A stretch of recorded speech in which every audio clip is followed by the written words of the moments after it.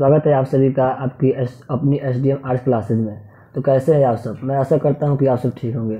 दोस्तों, मैंने कल की क्लास में आप लोगों को पॉलिटिकल साइंस का ऑब्जेक्टिव कराया था। आज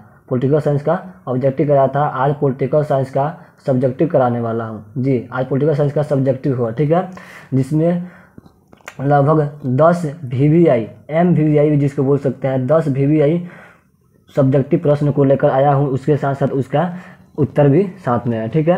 अगर आप इसको लिखना चाहते हैं तो लिखने की भूल जाइए, इसका PDF नोट्स आपको मिल जाएगा, ठीक है। PDF नोट्स कहाँ से मिलेगा, कहाँ से आप उसको डाउनलोड कीजिएगा, वो वीडियो के अंत में बता दिया जाएगा, ठीक है। तो चलिए बिना देरी किए हम क्लास को शुरू करते हैं, ठीक है। आपका पहला क्वेश्चन है, शीत युद्ध से आप क्या समझते हैं, ठीक है ना। पॉलिटिकल साइंस का यह विश्व राजनीति का पहला क्वेश्चन है, ठीक है, कि शीत युद्ध से आप क्या समझते हैं, अथवा शीत युद्ध पर संक्षिप्त टिप्पणी लिखे या नोट लिखे, ठीक है ना। ऐसे ही प्रश्न पूछ सकता है कि शीत युद्ध क्या है, ठीक है। तो इसका उत्तर हो जाएगा, ठीक है, शीत युद्ध से आप क्या समझते हैं। तो इसका उत्तर है कि द्वितीय विश्व युद्ध के समाप्ति के पश्चात, ठीक है। द्वितीय विश्व युद्ध कब हुआ था? तो द्वितीय विश्व युद्ध 1939 में हुआ था। कब हुआ था? 1939 में। और समाप्ति कब हुआ था? तो 1945 में, ठीक है। तो इस 1945 के बाद, ठीक है ना, द्वितीय विश्व युद्ध की समाप्ति के पश्चात विश्व में 2 महाशक्ति उभर कर सामने आई। एक अमेरिका था, ठीक है, दूसरा सोवियत संघ रूस था, ठीक है ना। सोवियत संघ रूस या पूर्वी गठबंधन है जिसमें बहुत सारे देश शामिल हुए थे, और संयुक्त राष्ट्र अमेरिका दक्षिणी गठबंधन है जिसमें भी बहुत सारे क्या होते हैं देश शामिल हुए थे, ठीक है ना। इन दोनों महाशक्तियों में, ठीक है, इन दोनों महाशक्तियों के बीच ऐसा लग रहा था, इतना तनाव हो गया था कि ऐसा लग रहा था कि शायद तीसरी विश्व युद्ध की शुरुआत हो जाएगी, ठीक है ना। और इसी तनावपूर्ण स्थिति को ही शीत युद्ध का नाम दे दिया गया, ठीक है। जो वास्तविक तौर पर युद्ध तो हुआ नहीं, ठीक है, वास्तविक तौर पर युद्ध नहीं था। और इसकी समाप्ति कब हुआ? 1991 तक, ठीक है। इसकी समाप्ति कब हो गया? 1991 में। और सोवियत संघ क्या हो गया? टूट गया। उस समय सोवियत संघ टूट गया और इस शीत युद्ध का समाप्ति हो गया। शुरुआत कब हुआ? 1945 में। और इसका अंत कब हुआ? 1991 में, जिसके साथ क्या हो गया? सोवियत संघ का विघटन हो गया और संयुक्त राष्ट्र अमेरिका अपने तट पर बना रहा, ठीक है। ऐसा है कि आप लोग समझ गए होंगे। बढ़ते हैं नेक्स्ट प्रश्न की ओर। आपकी दूसरी प्रश्न है कि द्विध्रुवीयता से आप क्या समझते हैं? द्विध्रुवीयता से आप क्या समझते हैं? तो देखिए, द्विध्रुवीयता क्या है कि द्वितीय विश्व युद्ध के बाद 2 महाशक्ति, ठीक है, 1945 में द्वितीय विश्व युद्ध की समाप्ति हुई। उसके बाद कितनी महाशक्ति आई थी? 2 महाशक्तियाँ, एक संयुक्त राष्ट्र अमेरिका, दूसरा सोवियत संघ रूस, ठीक है। और जिससे क्या कहा गया? द्विध्रुवीयता का दौर कहा गया। इसी दोनों महाशक्तियों के बीच के तनावपूर्ण स्थिति में क्या कहा गया? दो ध्रुवीयता का दौर कहा गया, जिसने समय समय पर अपना सैनिक बनाया, ठीक है ना, सैनिक को गठित किया और अपने ओर अन्य सारे देशों को क्या करता रहता था? तो आकर्षित करता रहा, ठीक है। चलिए, आशा है कि आप लोग समझ गए होंगे। नेक्स्ट प्रश्न की ओर बढ़ते हैं। प्रश्न संख्या 3 है कि एक ध्रुवीयता से आप क्या समझते हैं? वह था द्विध्रुवीयता। और अगला प्रश्न है कि एक ध्रुवीयता से आप क्या समझते हैं? तो द्विध्रुवीयता में 2 देश शामिल हुए थे। कितने? 2। एक सोवियत संघ रूस और दूसरा संयुक्त राष्ट्र अमेरिका। लेकिन एक ध्रुवीयता में क्या हुआ कि 1991 में सोवियत संघ टूट गया, सोवियत संघ का विघटन हो गया, ठीक है। और कितना महाशक्ति बना रहा? तो एक संयुक्त राष्ट्र अमेरिका बना रहा और सोवियत संघ टूट गया। इसीलिए इसी एक महाशक्ति का उदय को क्या कहते हैं? एक ध्रुवीयता का दौर कहते हैं, ठीक है। आशा है कि आप लोग समझ गए होंगे। नेक्स्ट प्रश्न की ओर बढ़ते हैं। प्रश्न संख्या 4 है कि गुट निरपेक्ष, और यहाँ पे गलती से 3 लिखा गया है। गुट निरपेक्ष आंदोलन से आप क्या समझते हैं? गुट निरपेक्ष आंदोलन से आप क्या समझते हैं? देखिए, गुट निरपेक्ष आंदोलन क्या है कि द्वितीय विश्व युद्ध के समाप्ति के पश्चात वैश्विक स्तर पर कितनी महाशक्तियाँ थी? तो 2 महाशक्तियाँ थी, ठीक है ना। लेकिन भारत ने इस युद्ध के इस शीत युद्ध के राजनीति के साथ साथ विश्व के किसी भी गुट में शामिल नहीं हुआ। वह ना तो रूस में गया और ना ही अमेरिका में गया, ठीक है ना। इसने इसका विरोध किया कि हम भाई किसी में नहीं रहेंगे, हम स्वतंत्र रहेंगे, हम किसी से भेदभाव नहीं करते हैं, किसी से दोस्ती भी नहीं रखना चाहते हैं, हम अपना स्वतंत्र रहेंगे, ठीक है ना। और इसका बहुत सारे देशों ने क्या किया? समर्थन भी किया, ठीक है ना। बहुत सारे देशों ने भारत का साथ भी दिया और आंदोलन भी किया कि हम किसी के साथ नहीं रहेंगे। इसी को कहा गया गुट निरपेक्ष आंदोलन, ठीक है। इसी को क्या कहा गया? गुट निरपेक्ष आंदोलन। आशा है कि आप लोग समझ गए होंगे। बढ़ते हैं अगले प्रश्न की ओर कि पंचशील क्या है, ठीक है। पंचशील क्या है, अथवा पंचशील समझौते के 5 सिद्धांत को लिखे, ठीक है ना। ये दोनों में से किसी एक प्रश्न को पूछ सकता है, दोनों प्रश्न एक साथ नहीं पूछेगा, ठीक है ना। दोनों अलग अलग प्रश्न है, दोनों का अलग अलग उत्तर भी है। देखिए पंचशील क्या है, तो 29 अप्रैल 1954 को, डेट याद रखिएगा, 29 अप्रैल 1954 को चीन के प्रधानमंत्री चाउ एन लाई, ठीक है, कौन थे, चाउ एन लाई, और भारत के प्रधानमंत्री उस समय कौन थे, प्रथम प्रधानमंत्री पंडित जवाहरलाल नेहरू थे, ठीक है। और भारत और चीन के बीच क्या हुआ, एक समझौता हुआ, क्या हुआ, एक समझौता हुआ, जिस समझौते में भारत के संविधान की प्रस्तावना, ठीक है ना, संविधान की प्रस्तावना में 5 सिद्धांत रखे गए थे। कितने सिद्धांत, 5 सिद्धांत रखे गए। इसी 5 सिद्धांत को पंचशील समझौता के नाम से जाना गया। चलिए जान लेते हैं कि वह 5 सिद्धांत क्या है, ठीक है ना। यहाँ पे लिखा गया क्वेश्चन कि पंचशील समझौता के 5 सिद्धांतों को लिखे, तो चलिए जानते हैं वह 5 सिद्धांत कौन थे, ठीक है। पहला सिद्धांत है, चलिए तो इसका पहला, ठीक है, प्रश्न है, वही प्रश्न है कि पंचशील समझौता का 5 सिद्धांत को लिखिए। तो पहला इसका सिद्धांत है कि एक दूसरे की, ठीक है ना, पंचशील समझौते के 5 सिद्धांत निम्नलिखित है, जिसका पहला सिद्धांत है कि एक दूसरे की प्रादेशिक अखंडता एवं प्रभुता का आदर करना है, ठीक है ना। इन दोनों में जो अखंडता है, इनकी जो व्यवहार है, उसको क्या करना है, आदर करना है, ठीक है ना, किसी का हिनाई नहीं करना है, ठीक है। दोनों देशों का यही काम था। दूसरा था, इसका दूसरा सिद्धांत था कि किसी पर, ठीक है ना, किसी पर भी आक्रमण नहीं करना है। वैसे तो चीन ने गद्दारी ही किया, ठीक है ना, चीन ने आक्रमण कर दिया, लेकिन भारत ने आज तक नहीं किया है, ठीक है। तो इसका सिद्धांत था कि भाई कोई भी देश किसी पर आक्रमण नहीं कर था, नहीं करना है किसी भी देश को। कब बना था, तो 1954 को। लेकिन चीन ने क्या किया, इसको तोड़ दिया और 1962 में क्या कर दिया, भारत पर आक्रमण कर दिया, ठीक है।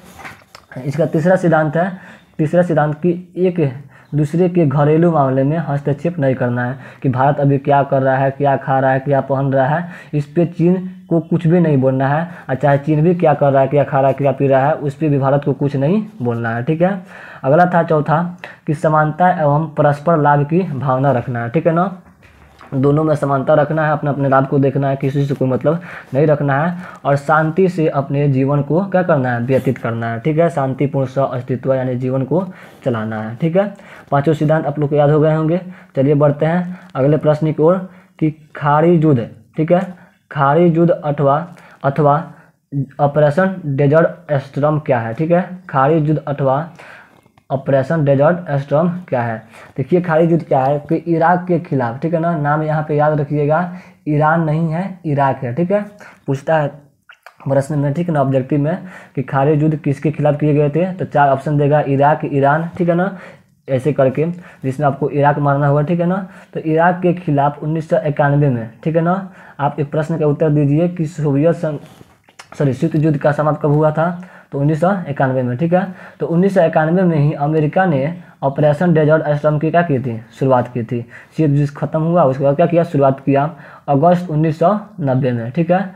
जब इराक ने कुवैत पर हमला बोल दिया था, कुवैत अमेरिका का एक छोटा सा हिस्सा है जिस पे क्या किया था, हमला कर दिया था, तब अमेरिका ने 38 देशों के साथ मिलकर क्या किया, इराक के खिलाफ एक ऑपरेशन की शुरुआत किया, और इसी को क्या कहा गया, ऑपरेशन डेजर्ट अथवा खाड़ी युद्ध का नाम दिया गया, ठीक है ना। इसी इराक और अमेरिकी गठबंधन देशों के बीच लड़ी गई युद्ध को क्या कहा गया, खाड़ी युद्ध अथवा ऑपरेशन डेजर्ट कहा गया, ठीक है। आशा है कि आप लोग समझ गए होंगे।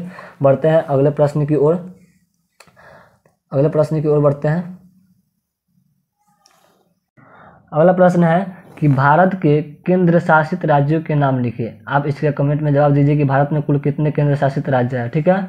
तो भारत में कुल 8 केंद्र शासित राज्य हैं, ठीक है। 7 नहीं है, 9 भी नहीं है, कितने हैं, 8 है।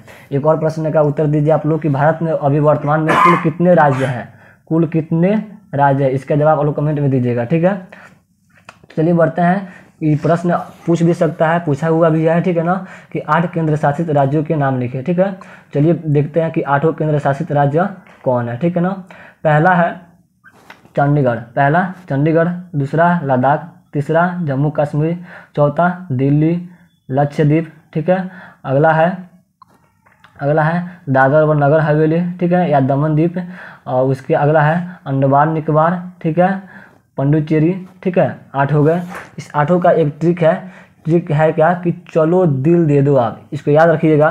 ट्रिक है चलो दिल दे दो आप, ठीक है। से चंडीगढ़, ठीक है, लद्दाख, ठीक है, जम्मू कश्मीर, दादर नगर हवेली, ठीक है। उसके बाद लद्दाख तो हो गया था, ठीक है। उसके बाद है अगला है दिल्ली हो गया, ठीक है। दादर और नगर हवेली भी हो गया, ठीक है। ऐसे करके 8 है। इसमें दादर और नगर हवेली, आप से है अंडमान निकोबार और प से है पुडुचेरी, ठीक है। 8 का नाम इसमें समाहित है, ठीक है। 8 का नाम इसमें समाहित है। 1 2 3 4 5, ये दोनों मिलाकर 1 है। दादर और नगर हवेली दमन द्वीप 6 और 7 और 8 होगा, ठीक है। आशा है कि आप लोग समझ गए होंगे। अगला प्रश्न है कि कांग्रेस सिंडिकेट का क्या अर्थ है। कांग्रेस सिंडिकेट का क्या अर्थ है। देखिए कांग्रेस सिंडिकेट क्या है। तो कांग्रेस सिंडिकेट के अंदर, ठीक है, कांग्रेस सिंडिकेट कांग्रेस के अंदर शक्तिशाली एवं प्रभावशाली नेताओं का समूह था। कांग्रेस का है एक राजनीतिक दल है जिसके अंदर क्या क्या है, या नेताओं का प्रभावशाली शक्तिशाली क्या है, नेताओं का समूह है, जिसके अध्यक्ष माने जाते हैं के कामराज, ठीक है। अध्यक्ष कौन थे इसके, के कामराज थे। और इस समूह का उद्देश्य क्या था, तो दल पर नियंत्रण को स्थापित करना। इसका क्या उद्देश्य था, अपने दल पर नियंत्रण करना, ठीक है ना। और इसी समूह में शामिल सदस्यों को, ठीक है ना, किंग मेकर के नाम से जाना जाता है, ठीक है। इस कांग्रेस सिंडिकेट में जो भी शामिल थे उन्हें क्या कहा जाता था, तो किंग मेकर, ठीक है ना। और इन्होंने क्या किया था, तो लाल बहादुर शास्त्री और इंदिरा गांधी को प्रधानमंत्री बनवाने में अहम भूमिका निभाया था। किसने, तो कांग्रेस सिंडिकेट के सदस्यों के लोगों ने, ठीक है। अगले प्रश्न की ओर बढ़ते हैं। 8 नंबर प्रश्न है कि प्रत्यक्ष प्रजातंत्र से आप क्या समझते हैं। प्रत्यक्ष प्रजातंत्र से आप क्या समझते हैं। तो प्रत्यक्ष प्रजातंत्र का वास्तविक रूप है। प्रत्यक्ष प्रजातंत्र क्या है, तो प्रजातंत्र का ही क्या है, एक रूप है। इसका संबंध सीधा लोकतंत्र से होता है, ठीक। किससे होता है, लोकतंत्र से, कि जब जनता स्वयं कानून बनाए, राजनीति को निश्चित करे तथा सरकारी कर्मचारियों पर नियंत्रण रखे, ठीक है। तो उस व्यवस्था को क्या कहते हैं, प्रत्यक्ष प्रजातंत्र कहते हैं। देखिए होता क्या है, हमारा जो देश भारत है इसमें क्या है, प्रधानमंत्री का राज चलता है ना जी। प्रधानमंत्री का तो नहीं, बल्कि जनता का भी राज चलता है, लेकिन अच्छे से इस देश को कौन चलाता है, सारे कानून कौन लागू करता है, तो प्रधानमंत्री और राष्ट्रपति सब मिलकर करते हैं लोग, ठीक है कि नहीं। लेकिन यह प्रत्यक्ष प्रजातंत्र क्या है, इसमें सारी जनता मिलकर कानून बनाती है। सारी जनता मिलकर कानून बनाती है और अपने देश को चलाती है, ठीक है ना। इसमें जनता का पूरा हकदार होता है, इसमें कोई नेता होता नहीं होता है, ठीक है। और वर्तमान में अगर इसको देखा जाए तो स्विट्जरलैंड में देखा जा सकता है। वर्तमान में किस राज्य में, किस देश में है, स्विट्जरलैंड में क्या चल रहा है, प्रत्यक्ष प्रजातंत्र। यहाँ की जनता मिलकर अपने देश को चलाती है, अपने देश में कानून बनाती है। जैसे कि अपने गांव में भी देखा होगा कि जब किसी झगड़ा वगड़ा होता है तो गांव के सारे लोग आपस में मिलजुल कर क्या करते हैं, उसको निपटा देते हैं, ठीक है ना। ऐसे ही होता है प्रत्यक्ष प्रजातंत्र में, ठीक है। चलिए अगले प्रश्न की ओर बढ़ते हैं। 9 नंबर कि भूमंडलीकरण से आप क्या समझते हैं, या भूमंडलीकरण क्या है। तो भूमंडलीकरण क्या है, भूमंडलीकरण एक ऐसी प्रक्रिया है जिसमें दुनिया भर के बहुत सारे विभिन्न देशों या संस्थाओं के बीच आर्थिक, राजनीतिक एवं सांस्कृतिक को बढ़ावा देने का प्रयास किया जाता है। भूमंडलीकरण क्या है, तो देशों के बीच क्या करता है, आर्थिक को, राजनीतिक को और संस्कृति को क्या करना है, बढ़ावा देना है। और भारत में इस प्रक्रिया को मोटे तौर पर क्या कहते हैं, उदारीकरण के नाम से जाना जाता है। प्रश्न पूछेगा भारत में भूमंडलीकरण को किस नाम से जाना जाता है, तो उदारीकरण के नाम से, ठीक है।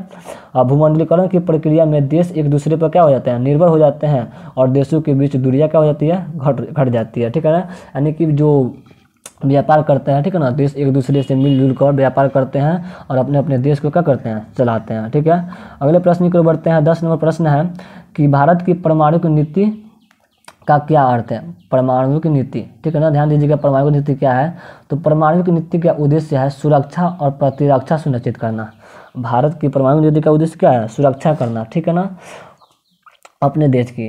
जिसमें कहा गया है कि भारत किसी भी देश पर परमाणु हमला, ठीक है ना, परमाणु हमला यानी परमाणु बम तब तक नहीं छोड़ सकता है, यानी तब तक हमला नहीं कर सकता है कि जब तक शत्रु देश के भारत देश के ऊपर हमला नहीं कर देता, ठीक है ना। यानी कि जैसे ही कोई देश भारत पर आक्रमण कर देता है तभी भारत क्या करेगा, परमाणु हमला को छोड़ सकता है, ठीक है, परमाणु से हमला कर सकता है।